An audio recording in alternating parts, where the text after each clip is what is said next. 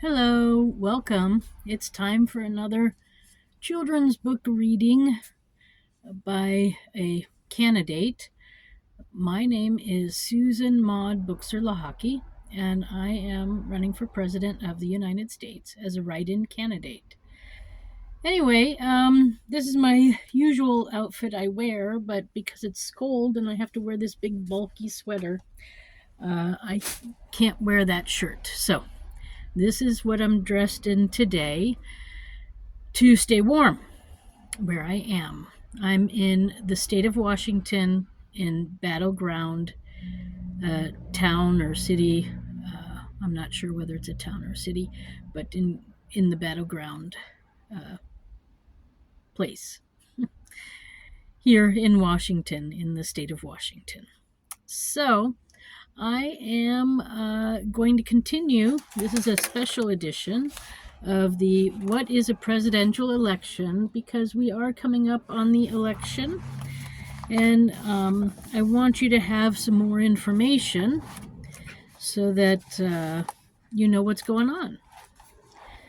So this is part 3 in the series that I'm doing, and I'm reading it out of order because I have certain chapters that make more sense to read at different times than others. So let me get started. So the chapter I'm going to read for you right now, this is the book, by the way. So the chapter I'm going to read for you is chapter 4, Show Us the Money. Money plays an important role in the campaign. Without it, a candidate really has no hope of winning. In the beginning of the campaign, the U.S. government provides money to candidates to match donations they receive from individuals. These are called matching funds. U.S. taxpayers choose to contribute $3 to support this program when they file their yearly taxes. But modern presidential campaigns are so expensive, the matching funds won't pay for everything. In the 2020 election, Donald Trump's campaign raised $1.96 billion. Democratic candidate Joe Biden's campaign raised nearly $1.69 billion. So that's how it looks, and then they have this tax area here. Any U.S. citizen can donate to the presidential campaign. Even kids can. In the 2016 election, Senator Bernie Sanders of Vermont tried to become the Democrats' presidential nominee. He received over $2.5 million in donations. The average amount was just $27. Still, the donations added up, and Bernie Sanders became a serious contender for the nomination that Hillary Clinton eventually won. Bernie ran again in 2020. As of March of the election year, he had received more than 5 million donations. On the other hand, wealthy people are often eager to contribute a lot of money to the candidate of their choice. However, there is a limit to the amount one person can give. This is to make sure that no single person has too much influence over the candidate. Of course, some wealthy people can run for president and spend as much of their own money as they want. Billionaire and former New York City Mayor Michael Bloomberg ran to be the Democrat nominee in 2020. He spent $900 million before withdrawing from the race after just 3 months. So, Bernie Sanders, I guess that's money, and Mike Bloomberg. There are ways to get around the donation limit besides giving money to your own campaign. Instead of giving money directly to the candidate, people or big business can donate to a political action committee or a PAC. A PAC is not officially part of a campaign. A PAC, spend their money on advertisements and promotions for the candidate of their choice. So in a way, they are acting as if they are part of the campaign. Do you think this system is fair? That's what is being asked of you kids here to write in if you think it's a fair concept. Write a sentence or two to back up your opinion. The biggest political action committees are called super PACs. There is no limit to how much can be given. A donation could be millions of dollars. Super PACs have only existed since 2010. During the 2012 election, super PACs supported Republican challenger Mitt Romney. Supporting Republican challenger Mitt Romney far outspent those in favor of the incumbent, President Obama. In 2016, super PACs supported Hillary Clinton, raising over $200 million, more than twice that of the super PACs supporting Donald Trump spent. So here's Mitt Romney.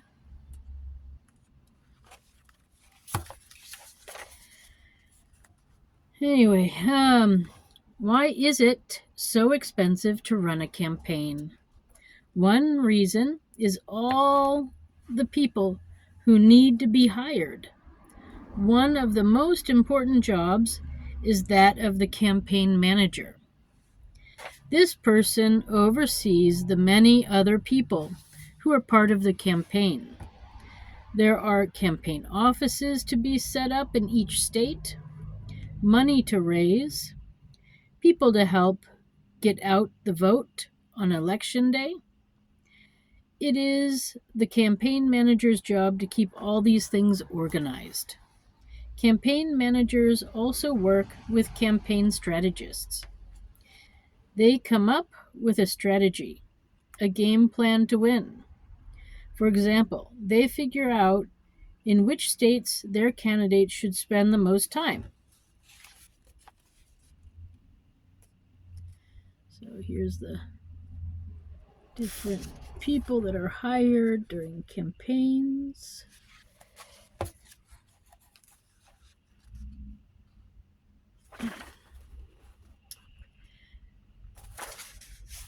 Then it says here, Jennifer O'Malley Dillon was the first female campaign manager for a winning Democratic presidential campaign. In 2016, Kellyanne Conway had been the first Republican presidential campaign manager, I guess. So, a campaign must also have a communications director. This person handles anything related to media, which is the many ways that information about the candidate is spread, including ads on TV, radio, internet, and social media sites like Facebook and Twitter.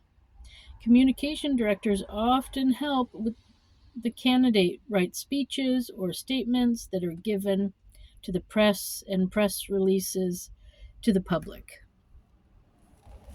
So here's that lady from before. And then if you had $1 million books. If you were a communications director and had $1 million to spend in 1 week, how would you divide it up? These are your choices. So, TV ads, radio ads, social media ads, signs for people's front lawns, bumper stickers, pins and buttons. So, how would you divide that? This is what it looks like, the page.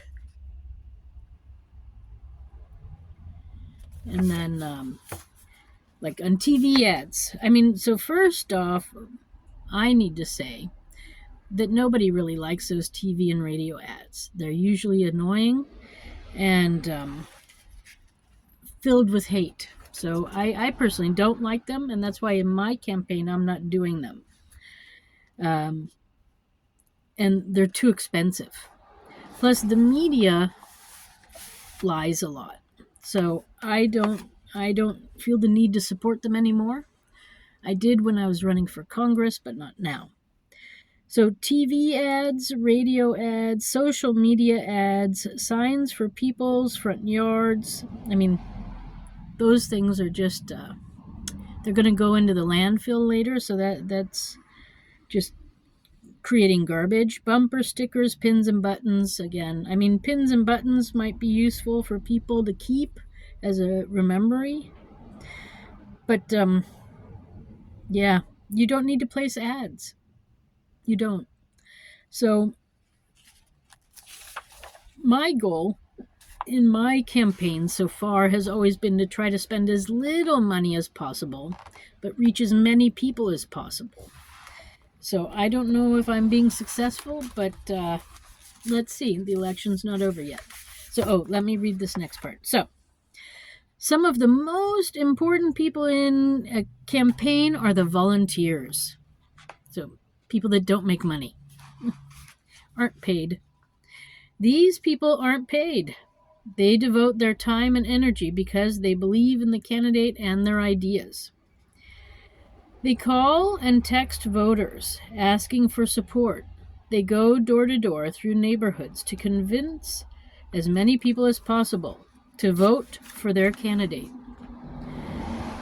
They may ask for donations to the campaign or for people to get involved in other ways, like becoming volunteers themselves.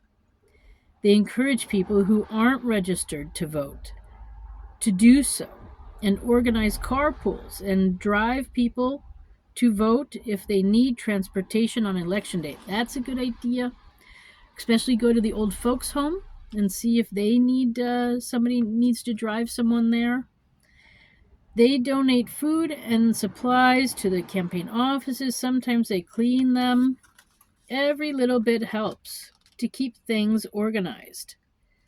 A campaign will have a main volunteer coordinator to assign these jobs. Barack Obama in 2008 campaign had over 2 million volunteers. Many were first-time voters. One of the main reasons Election Day is held in the beginning of November is that for much of U.S. history, most citizens were farmers. The election needed to be after the busy harvest season, but before the harsh winter, so that they could make it to their voting polls. So here are people going door to door, asking for money and introducing. Okay. Oh, and that's the end of chapter 4. So we will stop there. That was called Show Us the Money. So, yeah, I don't think it's necessary to get billions and millions of dollars. There's ways to run a campaign and spend a lot less. So, yeah, especially with modern technology, it's just not necessary. But, of course, that's just my opinion. So thank you for stopping by. Again, my name is Susan Maud Buchser-Lochocki. I am running for President of the United States as a write-in candidate. And if you want to find out more about my campaign, go to my website. It's Susan, the number 4, USA.com. Susan4USA.com. Again, thank you for stopping by. I wish you a nice day. I hope you enjoyed this special extra part 3 of the book, What is a Presidential Election? Thanks. Bye for now.